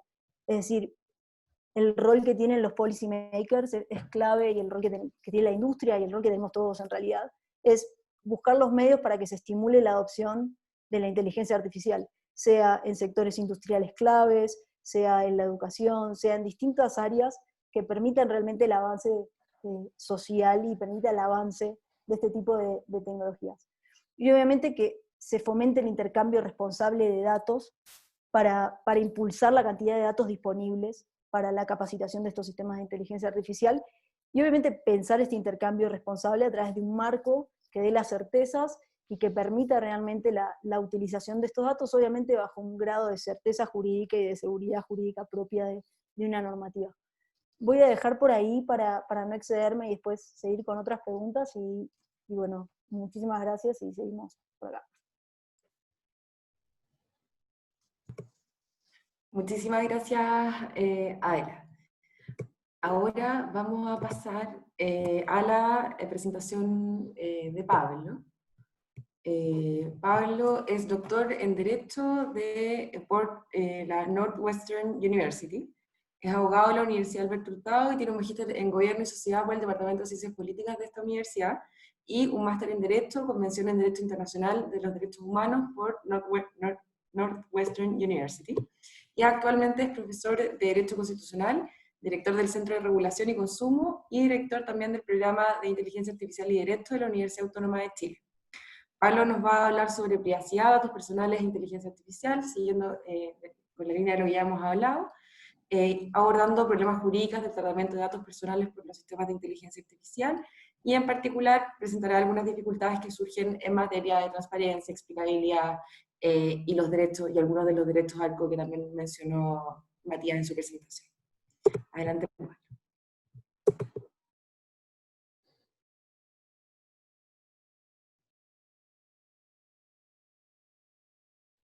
Pablo, ¿está silenciado? Sí, ahí. Ahí sí. Bueno, muchas gracias. Quiero agradecer primero a la invitación del Ministerio de Ciencia a este seminario en el marco de la elaboración de la política. Creo que es bueno tener estos debates y además me permite compartir algunos de los resultados de investigación de mi proyecto de Fondesit de iniciación. Entonces, estamos haciendo sinergia entre el trabajo que financia el Estado precisamente para deslindar el derecho a la protección de datos personales, pero también de contribuir en la formulación de las políticas públicas. Yo quiero hablar de inteligencia artificial y privacidad, pero desde el punto de vista de una regulación controlcéntrica de los datos personales, ¿ya? Y sé que tenemos 10 minutos, pero quiero plantear básicamente 4 temas respecto de esto. Y espero que lo podamos profundizar en las preguntas. El primer tema que quiero tratar es hablar más allá de la privacidad, o quizás explicar qué concepto de privacidad debiésemos ocupar cuando estamos hablando en relación con sistemas de inteligencia artificial. En segundo lugar, quiero hablar de la licitud para manejar bases de datos con datos personales. Y me parece que esto es clave cuando Chile está pensando una política de desarrollo y cuando está pensando los factores habilitantes para el desarrollo de la inteligencia artificial, habida cuenta nuestra actual legislación de protección de datos. Luego voy a hablar un poco en relación con la transparencia, los datos personales y la inteligencia artificial, porque este es un factor central en la discusión comparada. Y por último, me voy a enfocar en las decisiones automatizadas y cómo ellas se conectan con los datos personales. En esta presentación lo que quiero decirles es que ya existen ciertos estándares y Chile tiene ciertas obligaciones, y por eso voy a hacer constantes referencias al Reglamento Europeo de Protección de Datos, porque en el marco de la política internacional del Estado, en donde se está negociando la actualización de su acuerdo político con la Unión Europea, Chile debe pensar en cuáles son los estándares que debe legislar hoy para el día de mañana ser un país adecuado y poder transferir datos a toda la Unión Europea. Y aquí Matías mencionaba lo que pasó la semana pasada, en donde el Tribunal de Justicia de la Unión Europea, en el famoso caso Schrems, en este caso el Schrems II, declaró que el sistema que tenía Estados Unidos para garantizar los estándares europeos era inválido y en realidad no protegía los datos personales de los ciudadanos europeos. Entonces, nosotros tenemos que estar atentos a esa noticia, para nosotros comercialmente es relevante. Voy a ir con la primera idea, más allá de la privacidad. Y más allá de la privacidad porque si uno piensa en el concepto de privacidad, básicamente es una noción bastante equívoca, es decir, se puede entender de distintas formas. Y si uno lo dice en términos coloquiales, básicamente lo que se piensa es que la privacidad es una cierta noción de intimidad o de algo privado. Y eso es en el ámbito chileno, como lo entendemos, pero en un ámbito anglosajón, la idea de privacy es más compleja que solo la mera intimidad, sino que es una idea bastante más desarrollada, conectada con la autonomía de los individuos, con que los individuos, las personas, podamos conducir nuestras propias vidas de manera libre, que podamos determinar esa vida de forma libre, que podamos escribir nuestra propia biografía vital. Y cuando uno tiene esa noción mucho más compleja, mucho más rica en términos de contenido, es relevante hacer este matiz porque no solo hay que hablar de privacidad en el sentido de intimidad, sino que hay que hablar de privacidad en el sentido de protección de datos personales y más específicamente en el sentido de que podamos nosotros decidir qué pasa con nuestra información personal. Y eso es lo que, desde que nació este derecho, el derecho a la protección de datos personales, se llama autodeterminación informativa. ¿Ya? Y entonces en Chile tenemos dos derechos constitucionales, uno el respeto y protección de la vida privada, pero el otro es el de la protección de los datos personales.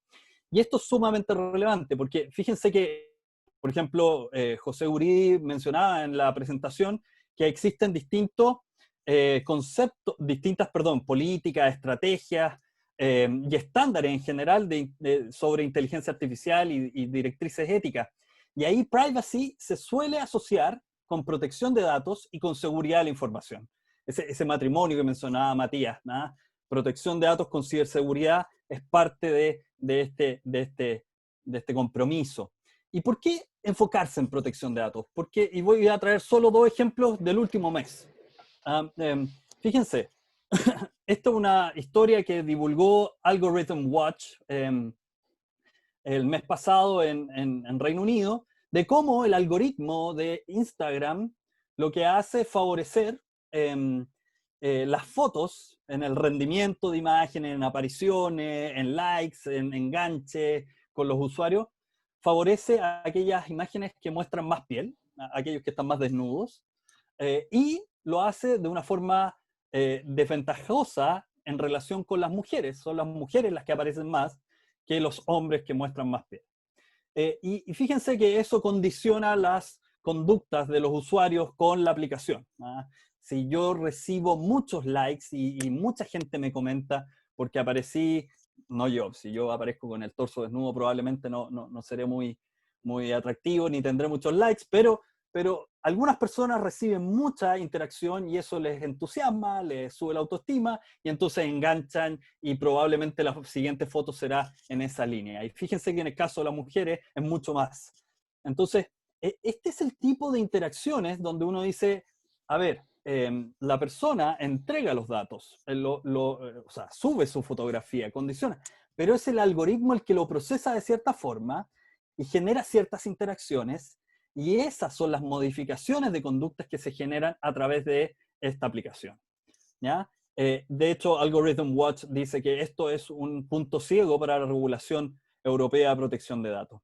Y yo creo que la noticia de la semana en materia de protección de datos es respecto de una aplicación que, en el caso de la pandemia, ha estado muy vigente, que que es Uber en términos amplios.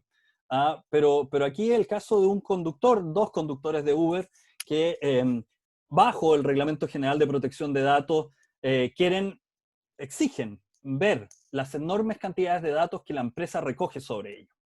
Y quieren saber cómo se utilizan esos datos para el control de gestión, para toma de decisión automatizada, para acceder a las ofertas, para entregar bonificaciones, etcétera, etcétera, etcétera. Y esta es la forma en que hoy se presta el trabajo de plataformas, y por eso es tan relevante este tipo de reflexiones. Entonces voy a pasar a los 3 temas sustantivos y lo voy a hacer súper rápido para tratar de no pasarme mucho los 10 minutos. El primer tema es licitud. O sea, para tratar datos personales, el que tenga, da lo mismo qué base de datos tenga, pero si tiene una base de datos con datos personales, lo primero que tiene que hacer es demostrar que lo obtuvo con una fuente lícita. O sea, que está al amparo de una norma jurídica que le dice usted no está utilizando una base de datos clandestina del mercado negro, que no puede acreditar que está tratando el dato de forma legal, básicamente, ¿ya? Y ojo, esto en la legislación europea está muy bien desarrollado en el sentido de que se aplica incluso en bases de datos que sean mixtas, donde hay datos que no son personales y datos que sí son personales. Y entonces, porque no, obviamente no todas las bases de datos son con bases de datos personales. Y entonces cuando uno mira este elemento nomás, y mira que en Chile básicamente hay 2 fuentes para tratar lícitamente un dato, el consentimiento de las personas o la autorización legal, uno entiende que para el desarrollo de inteligencia artificial estamos en un marco sumamente estrecho, ¿ya? Y es probable que aquellos que quieran tener impulsos de desarrollo o de aprendizaje de máquinas, probablemente se van a encontrar con dificultades para tener los datos. Entonces, me parece que desde el punto de vista jurídico, esto ya es un factor habilitante. Cuando José Uribe nos mostraba primero factor habilitante, después los factores de desarrollo y después los éticos, normativos, sociales, económicos, pero bueno, si yo no tengo los datos, no los he obtenido de forma lícita, ¿cómo puedo desarrollar aplicaciones de inteligencia artificial si el día de mañana puede haber una ley que modifica radicalmente la licitud del tratamiento y me pueden sancionar por eso? Entonces, esto es un piso jurídico, pero es un piso sumamente central para ello. Y fíjense que los europeos tienen una legislación muy estricta, pero también tienen bases de licitud que permiten ciertas flexibilidades. Uno de ellos, por ejemplo, el interés legítimo. La base contractual, los intereses vitales, etc. Yo creo que aquí nosotros tenemos un déficit sumamente relevante.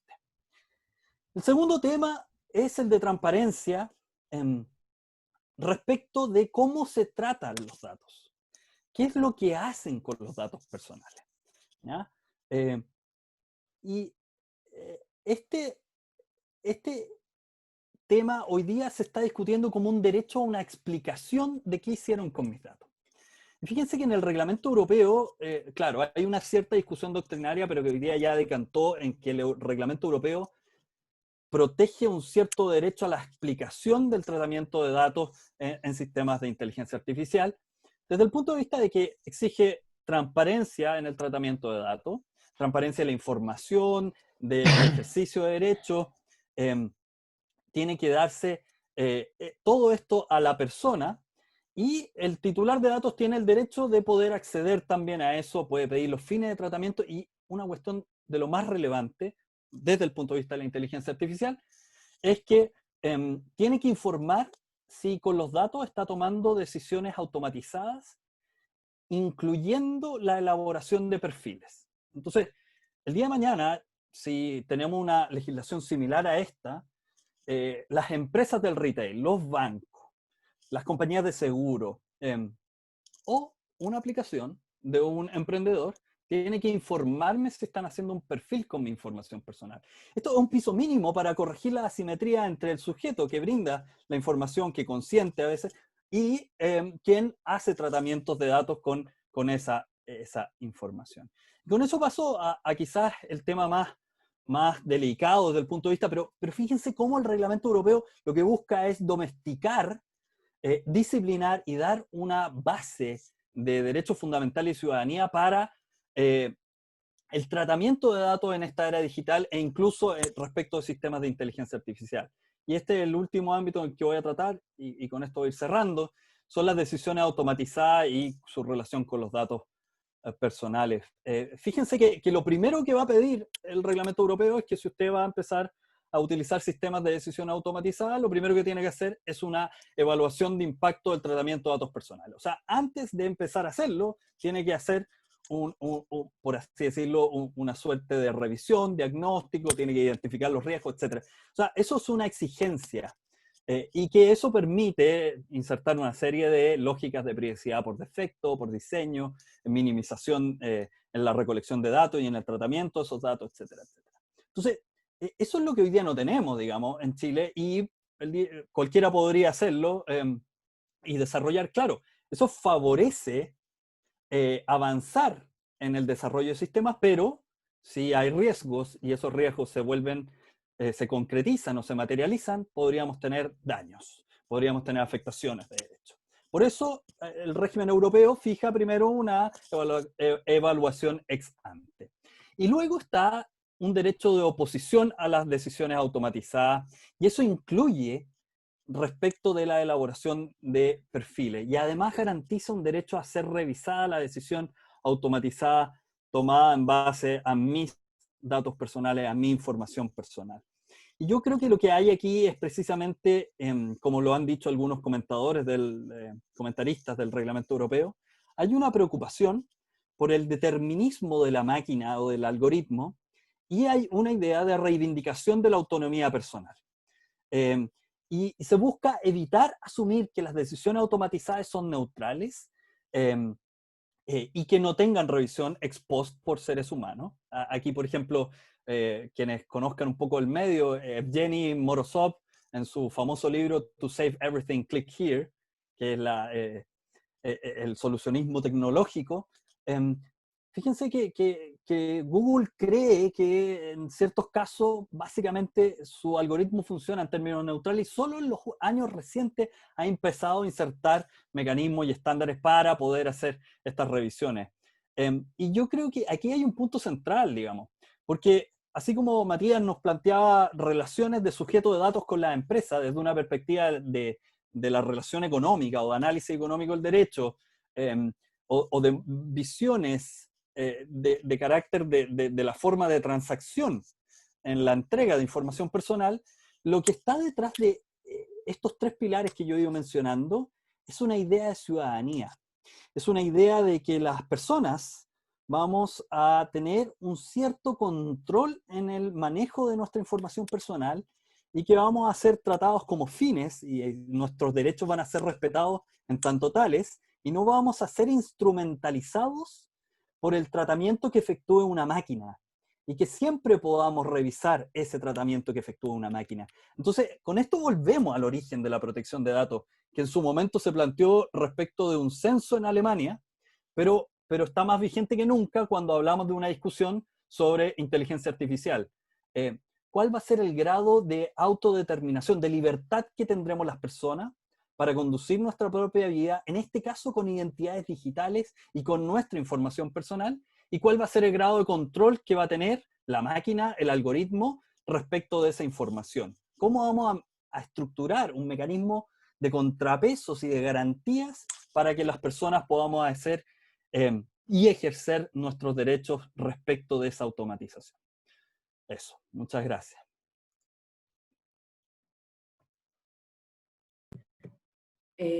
Bueno, muchas gracias, Pablo. Las tres presentaciones estuvieron muy, muy interesantes. Nos pasamos un poquito del tiempo, pero al parecer seguimos con el número de participantes bien estable, así que al parecer hemos despertado harto interés en quienes nos están viendo. Nos han llegado varias preguntas y estoy intentando como resumirlas para no alargarnos mucho más. En primer lugar, y tomando una pregunta que se hizo al principio, que hizo Pato, sabemos que hay un proyecto de ley en trámite en materia de protección de datos personales que cambiará de forma fundamental probablemente nuestro sistema de protección de datos personales en Chile, acercándose más probablemente al modelo europeo. ¿Ustedes como panel creen que es necesaria una regulación específicamente aplicable para usos de inteligencia artificial en materia de privacidad? Sí, no, y si es que es así, ¿en cuánto tiempo esto debería ocurrir? ¿Debería ocurrir ahora? ¿Debería ocurrir en un tiempo? Considerando el grado de madurez de la tecnología y considerando que es una tecnología en desarrollo.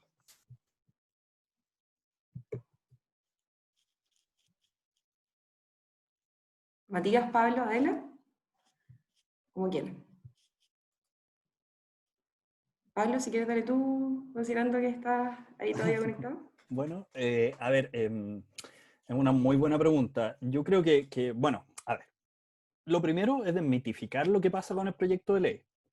Llevamos 10 años discutiendo proyectos de ley. Este es el tercer proyecto de ley con una indicación sustitutiva de este gobierno. O sea,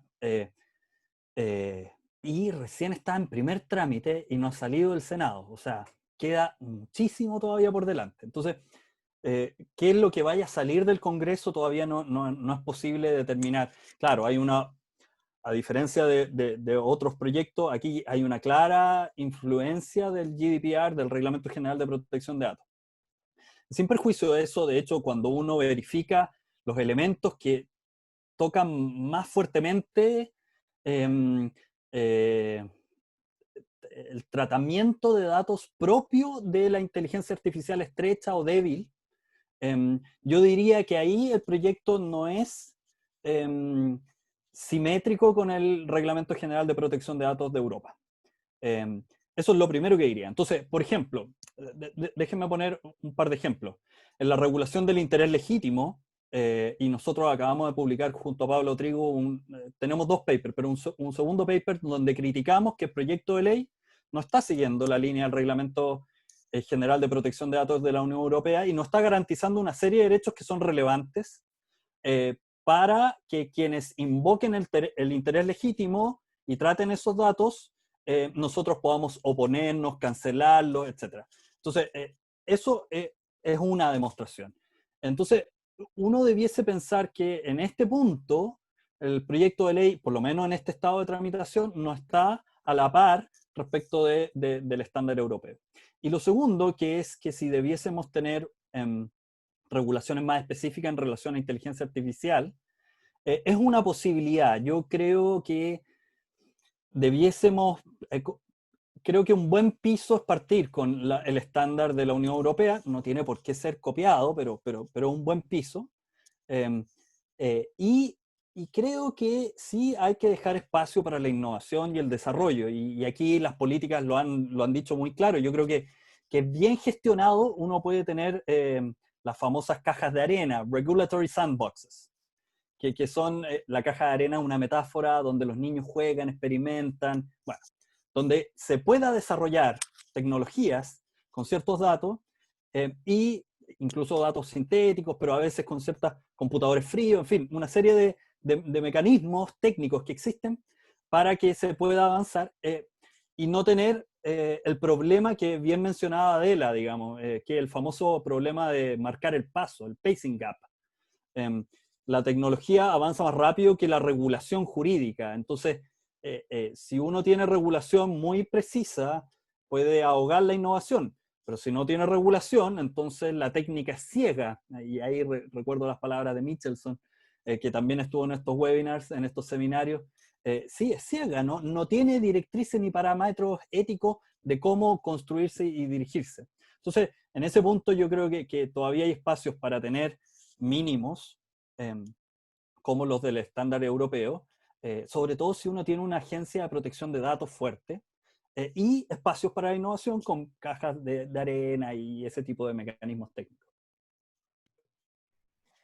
Matías, Adela, adelante. Yo creo que Pablo ha tocado un punto súper importante, que ya es una propuesta que está cobrando fuerza, que es la idea de los sandboxes, es decir, como estos espacios que da la regulación bajo ciertas condiciones que permiten, que, claro, que permiten fomentar el desarrollo de nuevas tecnologías bajo ciertas condiciones, como ya decía. Matías, Adela. Sí, la tomo yo si quieren. Obviamente el tema de los sandboxes está siendo como extrapolado a distintas cuestiones que no solamente son temas de privacidad. En privacidad específicamente existen algunas autoridades de datos que han empezado a experimentar con estas cajas de arena o lugares donde se pueden probar estas innovaciones tecnológicas. El caso que se me viene a la mente como primero es el de Singapur. Obviamente Singapur, la autoridad de datos, tiene un mandato de innovación, por lo tanto el sandbox se adapta muchísimo más al mandato propio que tiene la autoridad, pero bueno, es una discusión que quizás no hace las preguntas específicas o lo que estaban contando. Obviamente el sandbox, como se tiene que pensar, y se me viene también a la mente, Colombia está sacando un regulatory sandbox en temas específicos de telecomunicaciones, no de datos, sino de innovación en telecomunicaciones. Pero lo importante a la hora de pensar o interactuar con un sandbox es desde qué óptica lo vamos a enmarcar, ¿no? Y creo que esto es lo principal. Lo primero que nada es que tiene que tener como mandato la innovación. La idea del sandbox regulatorio es que justamente pruebe soluciones innovadoras, no que tome soluciones que ya existan y las ponga a interactuar, sino que tiene que tener un mandato de innovación y buscar específicamente soluciones de innovación. En este sentido, lo que busca el sandbox, haciéndolo brevísimamente, es por un lado probar soluciones regulatorias para estas innovaciones tecnológicas, dándole un marco de seguridad jurídica para aquellas empresas que quieren empezar a operar sin verse expuestas a posibles complicaciones o a posibles comportamientos por fuera de la ley por no estar enmarcadas en regulaciones específicas que existan para el sector. Y creo que eso un poco va de la mano con lo que hablaba Pablo, y me gustaría volver un poco también al tema de interés legítimo, que me parece que es fundamental para poder justamente dar esta certeza o esta certidumbre jurídica a las empresas de que están realizando un tratamiento de datos que es lícito y es legal. Entonces, poder generar esos marcos que generen confianza y seguridad jurídica para las empresas creo que es uno de los marcos claves y es una de las apreciaciones fundamentales de los sandbox y de las regulaciones en general. Obviamente el sandbox lo que busca es esta interacción entre partes en un ambiente controlado, que creo que eso es lo más interesante, es el control y las métricas que se pueden sacar a través de ese testeo, si se quiere poner. Y por otro lado, estas regulaciones ya más granulares, si se quiere decir, que justamente den certidumbre jurídica de que el tratamiento de datos que se está realizando es lícito y se encuentra enmarcado en el ordenamiento jurídico del país. Dejo ahí por si alguien más quiere decir algo.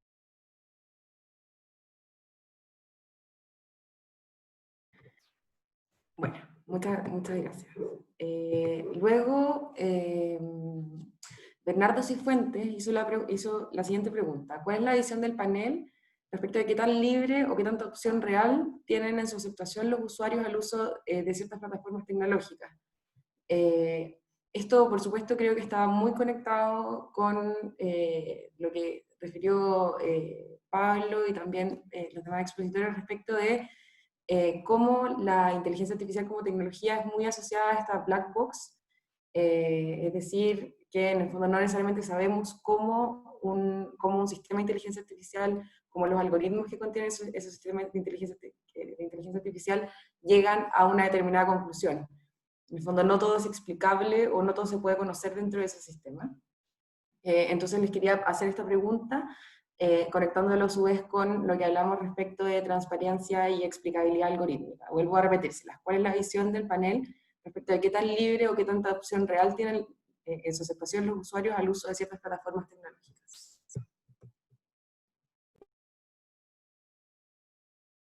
Sí. O sea, no sé si entiendo la pregunta, pero con respecto al tema de la explicabilidad, es interesante que ponemos a las máquinas, simplemente voy a referirme a ese tema, ¿no? Porque la pregunta yo creo que no entendí qué es lo que quería preguntar. Entonces, si la persona puede tal vez como hacer una bajada, porque no... Es como qué tanta, según lo que yo entiendo, es qué tanta opción, considerando la información que tenemos de los sistemas de inteligencia artificial, como usuario, como persona que interactúa con un sistema de inteligencia artificial, qué tanta opción tengo de realmente elegir o de conocer cuáles son las decisiones que se están tomando respecto de mí con mis datos personales. Eso es lo que entiendo yo al menos. No sé si Bernardo puede explicarlo. O sea, si lo puede explicar, fantástico, pero para el tema de explicabilidad, es interesante que se le pide a las máquinas algo que las personas no somos capaces de dar razón. Las personas en general no explicamos nuestro comportamiento de una forma razonable. O sea, explicamos solamente de una forma razonable, pero nosotros no explicamos correctamente por qué tomamos una decisión en el pasado. ¿no? Esto viene de esta idea antigua del derecho, de los que no sean abogados de las películas, ¿no? ¿Cuál era el motivo del homicidio? Si es que me estaba engañando. No es razón suficiente de matar a una persona, ¿no? El motivo es otro, ¿no? El motivo puede ser que estáis bajo de azúcar y que te estaba engañando, que no sé, que estabas cansado, que te habías tenido un día pésimo, da lo mismo, ¿no? Entonces tendemos a pedirle a las máquinas algo que las personas en general no somos capaces de hacer. Entonces la explicabilidad existe, y nosotros hoy día tenemos algún nivel de explicabilidad en los sistemas, por lo menos de Machine Learning. Hay dos grandes tendencias en inteligencia artificial: aquellas que son basadas en Machine Learning, que el algoritmo o la toma de decisiones se construye en base a datos, y aquellos que no, aquellos que la toma de decisiones se construye en base a un sistema lógico o a un sistema experto, como se llama, donde una persona va y hace la ruta de la toma de decisiones. En eso no hay problema porque sabemos por qué se tomó, que son todos los, si pasa A, por tanto vayas al punto rojo, si pasa Z, vayas al punto azul, y se van tomando decisiones así. Machine Learning, que es como lo que hoy día más prende, en base a datos, a muchos datos. Entonces, muchas veces el gran problema es que uno dice, bueno, ¿por qué la máquina tomó tal opción? Si hablamos de los más modernos, que no siempre se aplican, ¿no? Pero de los más modernos, la respuesta es, mira, en realidad hay 400 millones de razones. Y cada una de esas razones tiene un peso relativo a la decisión final del 0,02%. No sé si eso da 400 millones, pero da un peso relativo muy pequeño. Entonces, el problema que viene es que los abogados, que en general entiendo que no siempre se meten en estos temas como en profundidad, tienden a decir, bueno, sí, pero ¿cuál es la más importante, no? ¿Por qué tomó la decisión? Y la respuesta, por otro lado, sí, hay 400 millones de razones, cada una con un peso relativo de 0,0001% con respecto a la decisión final. ¿Qué explicabilidad le puedes dar a un sistema así? Un sistema donde básicamente Machine Learning es estadística, donde tenéis pesos relativos muy chiquititos, ¿no? Uno puede encontrar errores, ¿no? Uno puede encontrar. Pero si es, por ejemplo, en Deep Learning, que es lo que hoy día, de Deep Learning para arriba, son los que en el fondo usan más intensamente datos.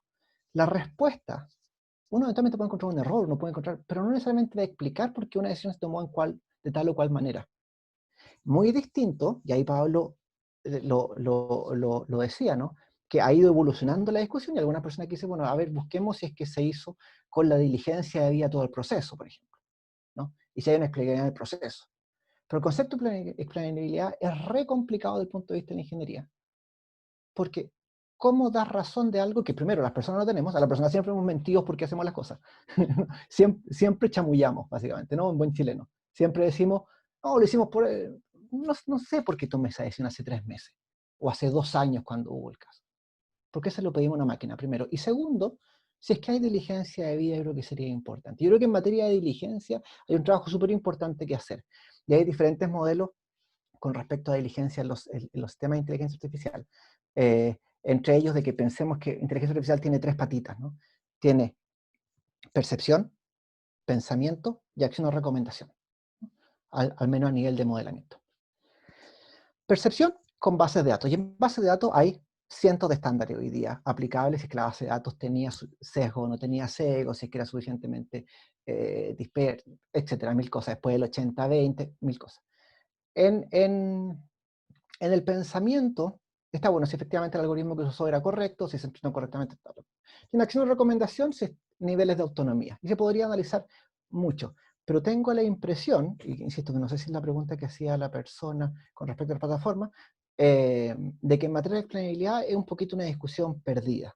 Mientras más tiempo pase en inteligencia artificial, ¿no? Más complejos van a ser los algoritmos, mientras más complejos, menos explicables, ¿no? Independiente que hay una rama ahora particular de explainabilidad que trabaja mucho con vision computing, qué sé yo, y que hace cosas bien entretenidas, no llega al estándar legal que tenemos de decir por qué tomó la decisión A, por lo menos los complejos. Ahora, solo para terminar, en la bajada, en la aplicación práctica, nuestros sistemas de inteligencia artificial en general no son muy complejos, ¿no? Entonces, por ejemplo, si vemos el típico caso como discriminación, que es el caso de Compass, ¿no? Donde en el fondo a la gente le asignaban un número por riesgo, ¿no? Y terminó siendo un sistema terrible, porque en el fondo a las personas de raza negra los sancionaban mucho más, a las mujeres las sancionaban más, y si erais blanco, como que erais siempre bueno, que sí. Eso da para otro caso, o sea, para otra conversación, pero ese sistema era un sistema bastante sencillo, un sistema que no tenía nada de inteligencia artificial, eran poco más de 100 preguntas, y a cada pregunta se le asignaba un valor. O sea, hay inteligencia artificial nada, ¿no? O inteligencia artificial por lo menos, como entenderíamos hoy día, y no había ni machine learning, no había nada, ¿no? Era un Excel y te asignaba puntos, y ese uno de esos puntos te asignaba riesgo. Entonces ahí sí podríamos encontrar, porque es un sistema bastante básico. ¿Cuál es el problema? Que cuando uno ve un sistema en la calle, la gente tiende a decir, no, es que esto es inteligencia artificial, veamos cuánta inteligencia hay en esto, ¿no? Pero eso, no sé si entendí la pregunta, pero con respecto a la extrañabilidad, yo creo que hay una línea menos política de extrañabilidad, que la respuesta tiende a ser, mientras más eficiente sea el sistema, más complejo es la estructura, y mientras más complejo, menos es explicable. No hay nada que hacer ahí.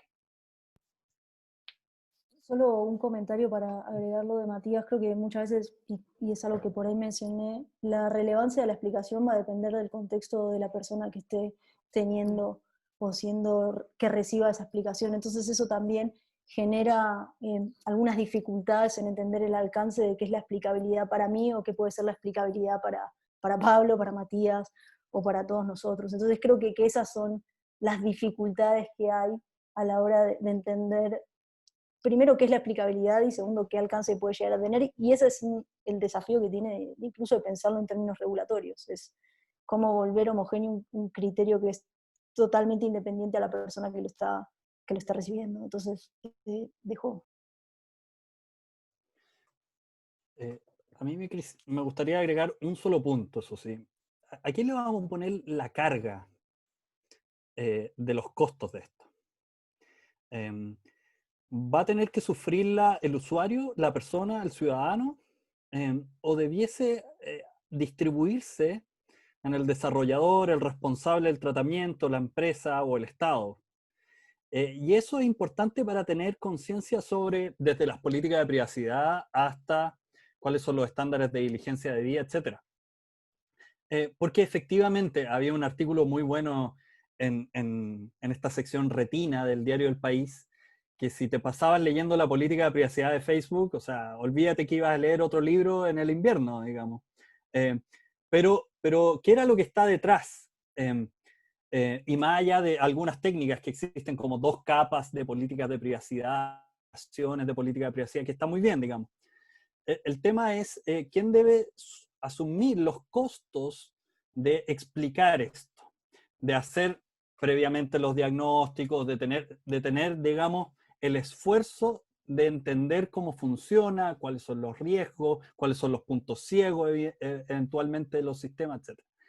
Y eso es relevante desde el punto de vista de una política y de una regulación que fija la relación de una persona con su información personal y del responsable del tratamiento, sea una empresa o sea el Estado. Y eso es lo relevante desde el punto de vista de cómo estructurar esta relación. Piensen, y con esto cierro, digamos, piensen que esto es lo que hace mucho tiempo atrás el derecho del consumidor ya zanjó. Cuando uno compraba algo, no sabía cómo se hizo, ni qué materiales, entonces le puso la carga al proveedor.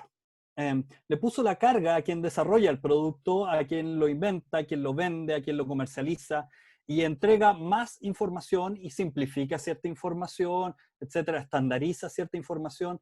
Ahí, y no estoy tratando de decir que la disciplina de datos personales es equivalente a la de derecho al consumidor, pero lo que se hizo fue determinar dónde íbamos a poner los costos del problema de asimetría de información.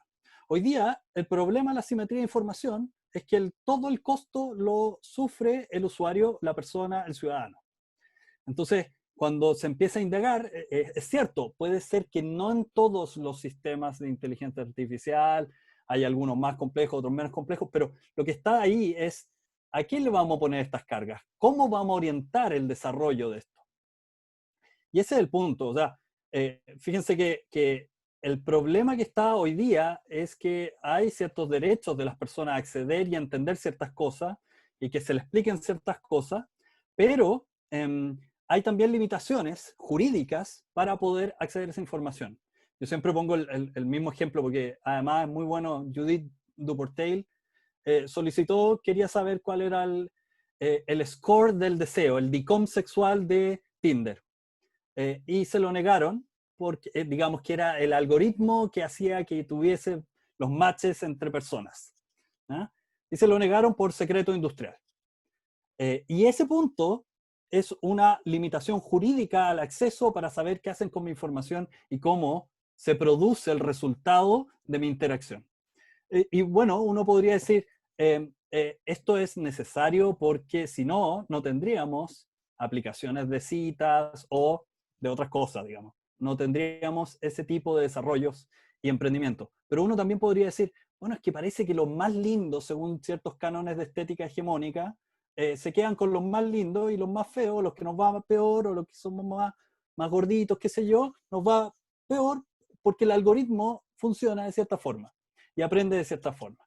Entonces, ese es el punto. El punto es cómo vamos a distribuir los niveles de información existentes y quién va a asumir esas cargas y esos costos. Me parece que esto es una pregunta legítima y que debe ser mirada de forma ecuánime, no solo desde el punto de vista de los derechos del individuo, la persona usuaria, sino también desde el punto de vista de cierta protección para los desarrolladores. ¿Ah? Pero aquí, nuevamente, sopesar eso requiere, digamos, tener conciencia de que hoy día la simetría es total o es muy desventajosa respecto a la persona.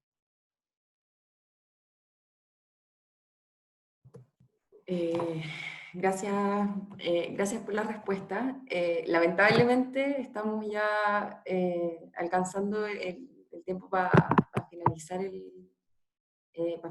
para finalizar esta sesión.